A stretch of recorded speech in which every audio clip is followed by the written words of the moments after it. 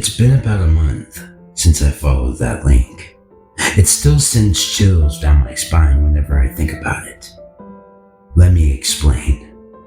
Some time ago, I was browsing some 4chan's ripoff V-board and came across a thread whose title was simply a mass of random keys. It was almost as if someone had punched a keyboard so many times and the text was as much of the same.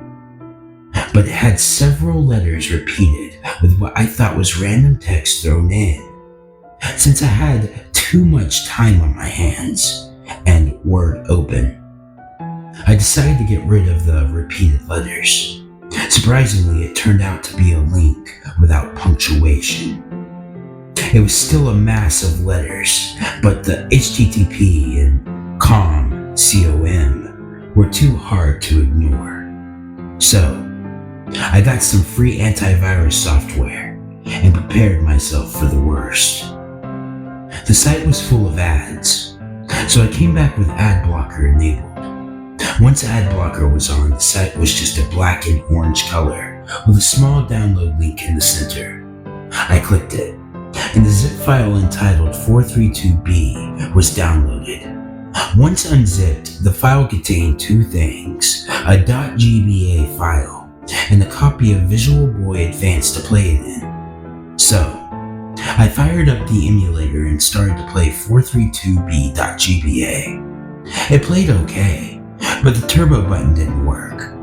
The graphics were almost similar to Final Fantasy Advance 6, but it was not the same game.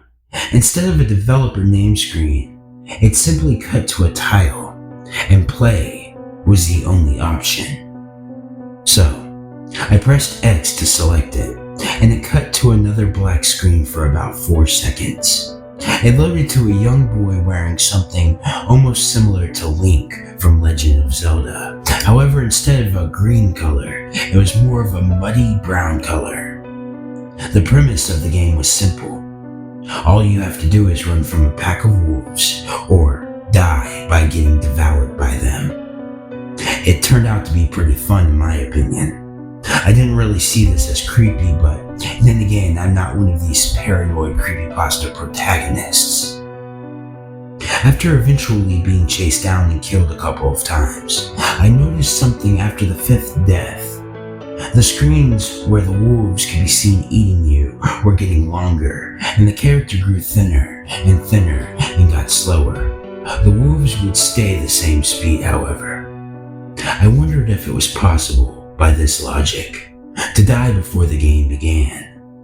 After about 50 tries, the character looked near death by the time the screen faded into him, and the wolves pounced the moment I gained control. The screen stayed on the wolves feasting for a good 20 seconds, and then cut back to the menu, which had changed to a continue option in the menu. Selecting this simply brought the camera back to the wolves eating the boy, but it lasted about a minute afterwards. The wolves turned away to show the skeleton of the boy, mostly picked clean.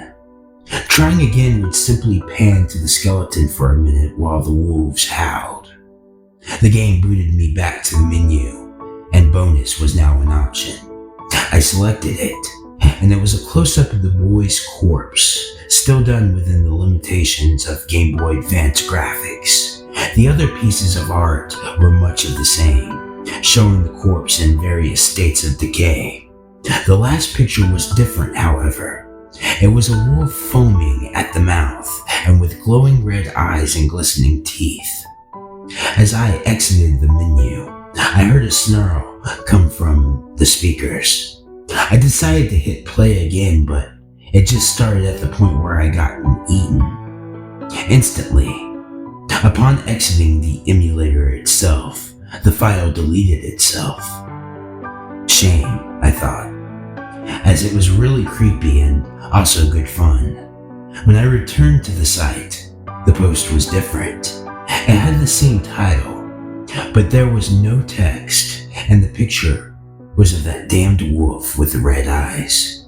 It sent shivers down my spine whenever I thought about it. And occasionally, While I do other things, I will hear howls from my speakers, and even sometimes a snarl.